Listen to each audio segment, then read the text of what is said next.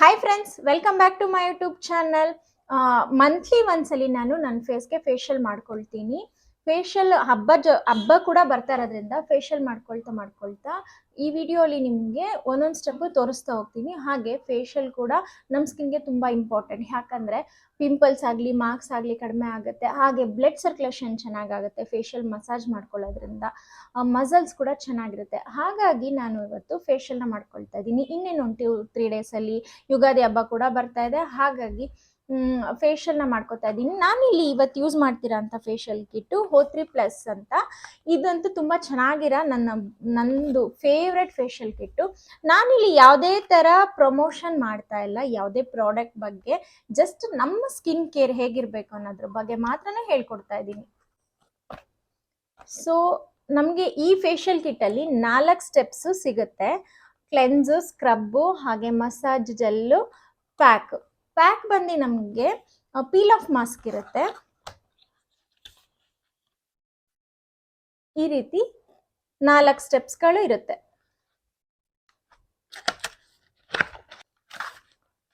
ಇದು ಬಂದು peel of mask. ಇದನ್ನ ನಾವು ವಾಟರಲ್ಲಿ ಮಿಕ್ಸ್ ಮಾಡಿಕೊಂಡು ಲಾಸ್ಟ್ ಸ್ಟೆಪ್ ಇದು ಆ್ಯಕ್ಚುಲಿ. ಫಸ್ಟ್ ಸ್ಟೆಪ್ ಬಂದ್ಬಿಟ್ಟು ಕ್ಲೆನ್ಸ್ ಏನು ಮಾಡ್ಕೋಬೇಕು ಅಂದರೆ, ನಮ್ಮ ಸ್ಕಿನ್ ಮೇಲಿರೋ ಅಂಥ ಡೆಡ್ ಸ್ಕಿನ್ಸು ಹಾಗೆ ಟ್ಯಾನ್ ಆಗಿದ್ರೆ ಅದೆಲ್ಲ ಕ್ಲೀನಾಗಿ ರಿಮೂವ್ ಆಗುತ್ತೆ.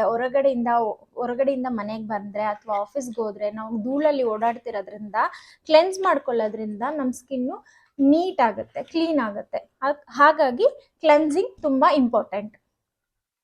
ಸೊ ನಿಮಗೆ ನಾನು ಅವಾಗಲೇ ಹೇಳ್ದಾಗೆ ನಾನಿಲ್ಲಿ ಯಾವುದೇ ಥರ ಪ್ರಾಡಕ್ಟ್ ಪ್ರಮೋಷನ್ ಮಾಡ್ತಾ ಇಲ್ಲ.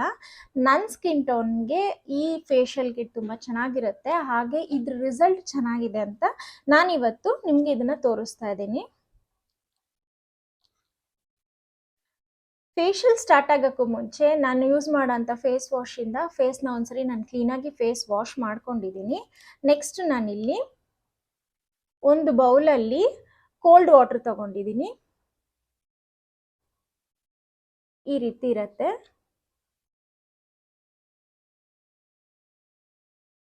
ಒಬ್ರಿಗೆ ಯೂಸ್ ಆಗಷ್ಟು ಮಾತ್ರನೇ ಕ್ರೀಮ್ಸ್ ಇರುತ್ತೆ ಇದ್ರೊಳಗಡೆ.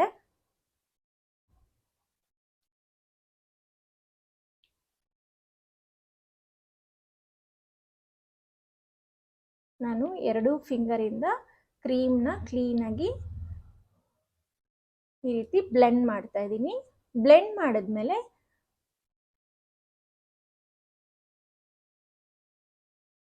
ಸರ್ಕಲರ್ ಮೋಷನಲ್ಲಿ, ಅಪ್ವರ್ಡ್ ಸರ್ಕಲಲ್ಲಿ ನಾನು ಫಿಂಗರಿಂದ ಮಸಾಜ್ ಮಾಡ್ತಾ ಇದ್ದೀನಿ.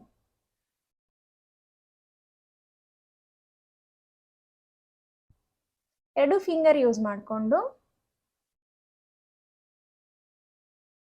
Up down upper lip side full massage ಮಾಡ್ಕೋಬೇಕು. ಇದು ಯಾಕೆ ಅಂದರೆ ಅಪ್ಪರ್ ಲಿಪ್ ಸೈಡಲ್ಲಿ ಸುತ್ತಲೂ ನಮಗೆ ಸನ್ ಟ್ಯಾನ್ ಆಗಿದ್ರೆ ಅಥವಾ ಲಿಪ್ಸ್ಟಿಕ್ ಹಾಕೋದ್ರಿಂದ ಲೈಟಾಗಿ ಪಿಗ್ಮೆಂಟೆಡ್ ಥರ ಇದ್ದರೆ ಅದೆಲ್ಲ ಕಂಟ್ರೋಲ್ ಆಗಲಿ ಅಂತ.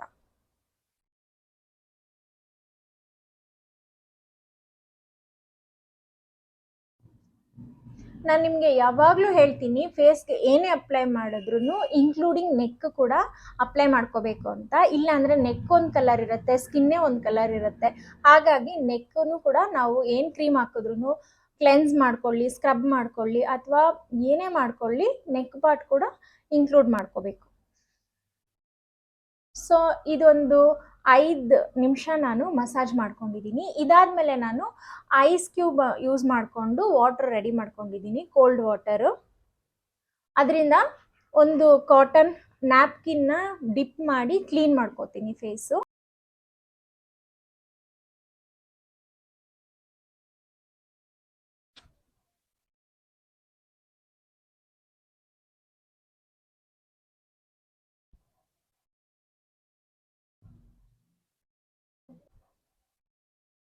ಸೊ ಇವಾಗ ನೋಡಿ, ಕ್ಲೆನ್ಸ್ ಆದಮೇಲೆ ಸ್ಕಿನ್ ಈ ರೀತಿ ಕಾಣುತ್ತೆ, ಫ್ರೆಶ್ ಆಗಿ ಕಾಣುತ್ತೆ. ನೆಕ್ಸ್ಟ್ ಈಗ ಸ್ಟೆಪ್ 2 ನಾನು ಸ್ಕ್ರಬ್ ಯೂಸ್ ಮಾಡ್ತಾ ಇದ್ದೀನಿ. ಇದರಲ್ಲಿ ಡಿ-ಟ್ಯಾನ್ ಕೂಡ ಇದೆ, ಅಂದರೆ ಟ್ಯಾನ್ ಆಗಿದ್ರೆ ಕೂಡ ಕಡಿಮೆ ಆಗುತ್ತೆ. ಈ ರೀತಿ ಇರುತ್ತೆ. ಇದು ಕ್ಲೀನಾಗಿ ಓಪನ್ ಮಾಡ್ಕೋಬೇಕು. ಸ್ವಲ್ಪನೇ ಇರುತ್ತೆ ಕ್ರೀಮು, ಒಬ್ರು ಯೂಸ್ ಮಾಡ್ಕೋಬೋದು ಅಷ್ಟೆ. ಸೇಮ್ ಅದೇ ರೀತಿ ಫಿಂಗರಿಂದ ಚೆನ್ನಾಗಿ ಬ್ಲೆಂಡ್ ಮಾಡ್ತಿದ್ದೀನಿ.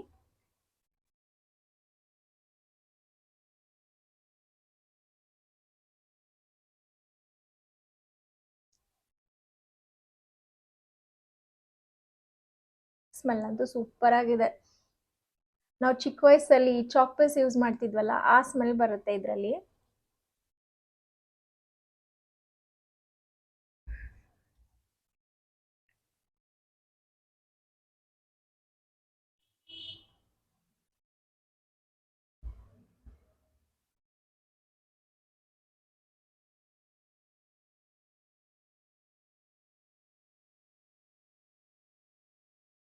ಈ ರೀತಿ ಫಿಂಗರ್ನ ಫೋಲ್ಡ್ ಮಾಡಿಕೊಂಡು ಸರ್ಕ್ಯುಲರ್ ಆಗಿ ನೆಕ್ ಎಲ್ಲ ಮಸಾಜ್ ಮಾಡ್ಕೋಬೇಕು.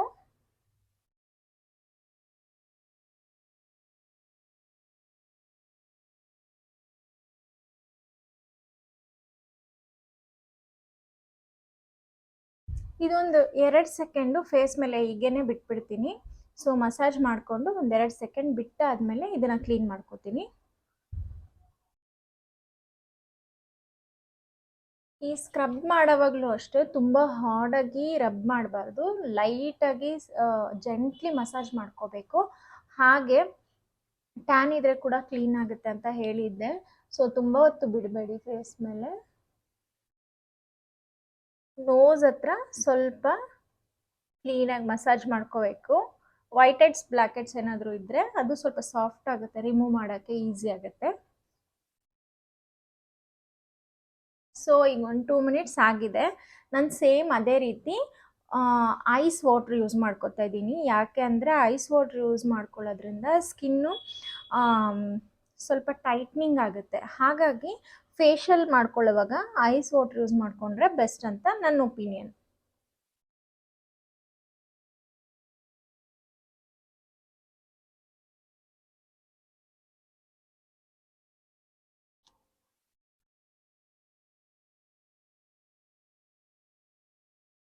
ಸೊ ಇವಾಗ ನಾನು ಟ್ಯಾನ್ ಕೂಡ ರಿಮೂವ್ ಮಾಡ್ಕೊಂಡಾಗಿದೆ. ಟ್ಯಾನಿಂಗ್ ಕ್ರೀಮ್ ಕೂಡ ರಿಮೂವ್ ಮಾಡಾದ್ಮೇಲೆ ಸ್ವಲ್ಪ ಸೆನ್ಸಿಟಿವ್ ಸ್ಕಿನ್ ಇರೋರಿಗೆ ಇದು ಸ್ವಲ್ಪ ಬರ್ನಿಂಗ್ ಸೆನ್ಸೇಷನ್ ಆಗುತ್ತೆ. ಅಂದರೆ ಸ್ವಲ್ಪ ಲೈಟಾಗಿ ಉರಿ ಆಗೋ ಥರ ಆ ಥರ ಫೀಲ್ ಆಗುತ್ತೆ, ಬಟ್ ಏನೂ ತೊಂದರೆ ಇಲ್ಲ. ನೆಕ್ಸ್ಟ್ ನಾನು ಸ್ಟೀಮ್ ಆಗಲಿ ಪಿಂಪಲ್ ರಿಮೂವ್ ಆಗಲಿ ಮಾಡ್ಕೊಳ್ತಾ ಇಲ್ಲ. ಯಾಕಂದರೆ ಆಲ್ಮೋಸ್ಟ್ ನನಗೆ ತುಂಬ ಪಿಂಪಲ್ಸ್ ಜಾಸ್ತಿ ಇತ್ತು. ನಾನು ನೆಕ್ಸ್ಟ್ ವಿಡಿಯೋಲಿ ಯಾವಾಗಲಾದರೂ ಅದನ್ನು ನಾನು ನಿಮ್ಮ ಜೊತೆ ಶೇರ್ ಮಾಡ್ಕೊಳ್ತೀನಿ. ನಾನು ಆ ಪಿಂಪಲ್ನ ಕಡಿಮೆ ಮಾಡ್ಕೊಳ್ಳೋಕ್ಕೆ ಏನೆಲ್ಲ ಸರ್ಕಸ್ ಮಾಡಿದ್ದೀನಿ, ಏನೆಲ್ಲ ಟ್ರೈ ಮಾಡಿದೆ, ಹೇಗೆ ಕಡಿಮೆ ಮಾಡಿಕೊಂಡೆ ಅಂತ ನಾನು ಮುಂದಿನ ವಿಡಿಯೋಲಿ ತೋರಿಸ್ಕೊಡ್ತೀನಿ. ನನಗೆ ಇವಾಗ ಇಲ್ಲೊಂದು ಪಿಂಪಲ್ ಪಾಪಪ್ ಆಗಿದೆ ಅಷ್ಟೇ ಬಿಟ್ಟು ಎಕ್ಸ್ಟ್ರಾ ಏನು ಪಿಂಪಲ್ಸ್ ಇಲ್ಲ. ಹಾಗೆ ವೈಟ್ ಹೆಡ್ಸ್ ಬ್ಲ್ಯಾಕ್ ಹೆಡ್ಸ್ ಕೂಡ ನನಗಿಲ್ಲ. ಯಾಕಂದರೆ ಅವಾಗವಾಗ ನಾನು ಕ್ಲೀನ್ ಮಾಡ್ಕೊಳ್ಳೋದ್ರಿಂದ ವೈಟ್ ಹೆಡ್ಸ್ ಬ್ಲ್ಯಾಕ್ ಹೆಡ್ಸ್ ಕೂಡ ನನಗೆ ತುಂಬ ಇರಲ್ಲ. ಈ ವೈಟ್ ಹೆಡ್ ಬ್ಲ್ಯಾಕ್ ಹೆಡ್ ಇರೋರು ರಿಮೂವ್ ಮಾಡ್ಕೊಳ್ಳೋವಾಗ ತುಂಬ ಪೇಯ್ನ್ ಆಗುತ್ತೆ. ಹಾಗಾಗಿ ಸ್ಟೀಮ್ ತೊಗೊಂಡು ರಿಮೂವ್ ಮಾಡಿದ್ರೆ ಪಿನ್ನಿಂದ ಸೊ ಸ್ವಲ್ಪ ಅದು ಪೇಯ್ನ್ ಕಡಿಮೆ ಆಗಬೇಕು ಅಂತ ಸ್ಟೀಮ್ ತೊಗೊಂಡು ಮಾಡ್ಕೊಳ್ತಾರೆ. ಆಪ್ಷನ್ ಅದು ಸ್ಟೀಮ್ ತೊಗೊಳ್ಳೋದು ಬಿಡೋದು. ನೆಕ್ಸ್ಟ್ ನಾನು ಮಸಾಜ್ ಜೆಲ್ ಯೂಸ್ ಮಾಡ್ತಾ ಇದ್ದೀನಿ. ಇದು 3rd ಸ್ಟೆಪ್ಪು.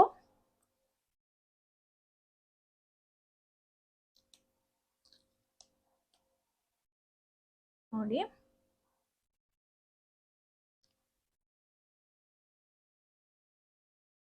ಸೊ ಸೇಮ್ ಅದೇ ಥರ ಇದನ್ನು ಮಾತ್ರ ನಾನು ಇಲ್ಲಿ ಹಾಕ್ಕೊಳ್ತಾ ಇದ್ದೀನಿ.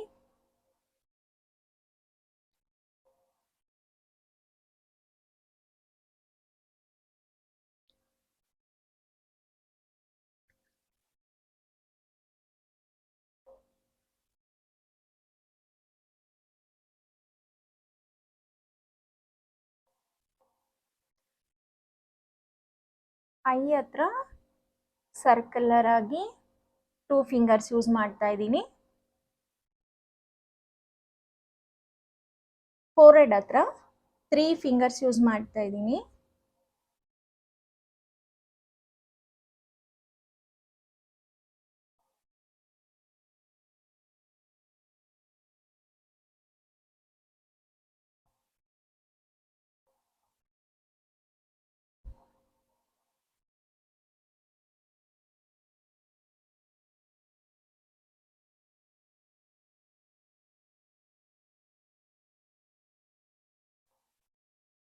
ಆ್ಯಕ್ಚುಲಿ ಫೇಶಿಯಲ್ನ ನಾವು ಯಾರ ಕೈಲಾದರೂ ಮಾಡಿಸ್ಕೊಂಡ್ರೆ ಅದೊಂಥರ ರಿಲೀಫ್ ಆಗಿರುತ್ತೆ. ಯಾರೆಲ್ಲ ವರ್ಕ್ ಮಾಡ್ತಾರೆ, ಹಾಗೆ ಹೌಸ್ ವೈಫ್ಗಳು ಪಾಪ ಡೈಲಿ ಮನೇಲಿ ಕೆಲಸ ಮಾಡಿ ಟಯರ್ಡ್ ಆಗಿರ್ತಾರೆ, ಮಂತ್ಲಿ ಒನ್ಸ್ ಮಸಾಜ್ ಮಾಡ್ಕೊಳ್ಳೋದ್ರಿಂದ ಒಂದು ರಿಲ್ಯಾಕ್ಸೇಷನ್ ಸಿಗುತ್ತೆ. ಕ್ರೀಮ್ ಮಸಾಜ್ ಮಾಡ್ಕೊಳ್ಳೋವಾಗ ಡ್ರೈ ಆಯಿತು ಅನ್ಸಿದ್ರೆ ಸ್ವಲ್ಪ ರೋಸ್ ವಾಟರ್ ಮಿಕ್ಸ್ ಮಾಡ್ಕೋಬೇಕು, ಅಂದರೆ ಡಿಪ್ ಮಾಡ್ಕೋಬೇಕು ಹ್ಯಾಂಡ್ಸಲ್ಲಿ. ಮಾಡ್ಕೊಂಡು ಮಾಡೋದ್ರಿಂದ ಡ್ರೈನೆಸ್ ಅನ್ಸಲ್ಲ. ಸೊ ಯಾವಾಗಲೂ ಅಷ್ಟೇ ಮಸಾಜ್ ಮಾಡ್ಕೊಳ್ಳೋವಾಗ ಕ್ಲೀನಾಗಿ ಅಪ್ವರ್ಡ್ ಡೈರೆಕ್ಷನ್ನೇ ಯೂಸ್ ಮಾಡಬೇಕು. ಈ ರೀತಿ ಮಾಡಬಾರ್ದು, ಈ ರೀತಿ ಅಪ್ವರ್ಡ್ ಡೈರೆಕ್ಷನ್ ಯೂಸ್ ಮಾಡ್ಕೋಬೇಕು.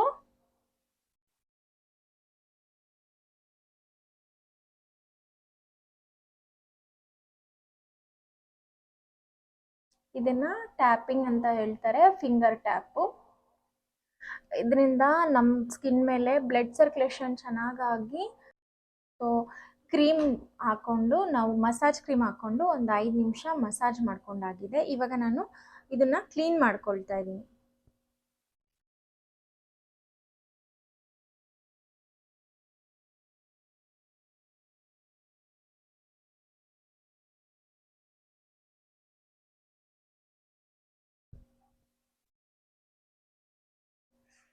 ಇವಾಗ 3 ಸ್ಟೆಪ್ಸ್ ಕೂಡ ಕಂಪ್ಲೀಟ್ ಆಗಿದೆ. 3 ಸ್ಟೆಪ್ಸ್ ಆದಮೇಲೆ ಫೇಸು ಸ್ವಲ್ಪ ಫ್ರೆಶ್ ಲುಕ್ ಆಗಿ ಕಾಣಿಸ್ತಾ ಇರುತ್ತೆ. ಲಾಸ್ಟ್ ಸ್ಟೆಪ್ ಬಂದ್ಬಿಟ್ಟು ನಾನು ನಿಮ್ಗೆ ಅವಾಗಲೇ ಹೇಳ್ದಾಗೆ ಪೀಲ್ ಆಫ್ ಮಾಸ್ಕು. ಈ ಪೀಲ್ ಆಫ್ ಮಾಸ್ಕ್ನ ನಾವು ನಾರ್ಮಲ್ ವಾಟ್ರಲ್ಲಿ ಮಿಕ್ಸ್ ಮಾಡ್ಕೋಬೋದು, ಅಥವಾ ರೋಸ್ ವಾಟರ್ ಯೂಸ್ ಮಾಡಿಕೊಂಡು ಕೂಡ ಮಿಕ್ಸ್ ಮಾಡ್ಕೋಬೋದು.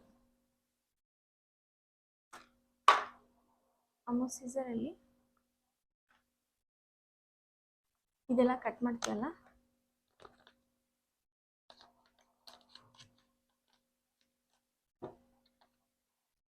ಈ ರೀತಿ ಒಂದು ಚಿಕ್ಕ ಬೌಲ್ಗೆ ಹಾಕೋಬೇಕು ನೋಡಿ. ಇದನ್ನ ನೀರಲ್ಲಿ ಮಿಕ್ಸ್ ಮಾಡಿಬಿಟ್ಟು ಸ್ವಲ್ಪ ಬೇಗ ಅಪ್ಲೈ ಮಾಡ್ಕೋಬೇಕು, ಇಲ್ಲಾಂದ್ರೆ ಸ್ವಲ್ಪ ಗಟ್ಟಿ ಆಗ್ಬಿಡುತ್ತೆ, ಪ್ಯಾಕ್ ಅಪ್ಲೈ ಮಾಡೋಕ್ಕೆ ಕಷ್ಟ ಆಗುತ್ತೆ.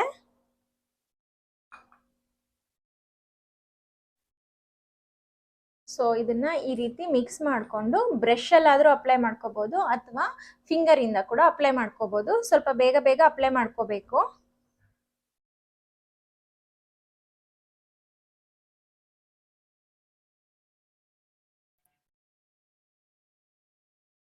ಸ್ವಲ್ಪ ತಿಕ್ಕಾಗೇ ಇರುತ್ತೆ ಇದು.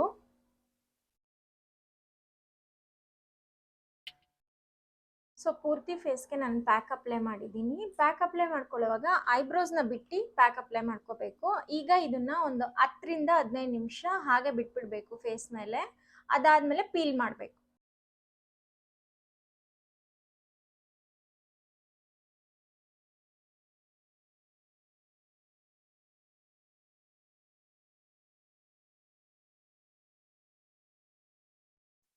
ಸೊ ಪ್ಯಾಕ್ ರಿಮೂವ್ ಮಾಡಿದ್ಮೇಲೆ ನಾರ್ಮಲ್ ವಾಟರಿಂದ ಒಂದ್ಸತಿ ಫೇಸ್ ವಾಶ್ ಮಾಡ್ಕೋಬೇಕು.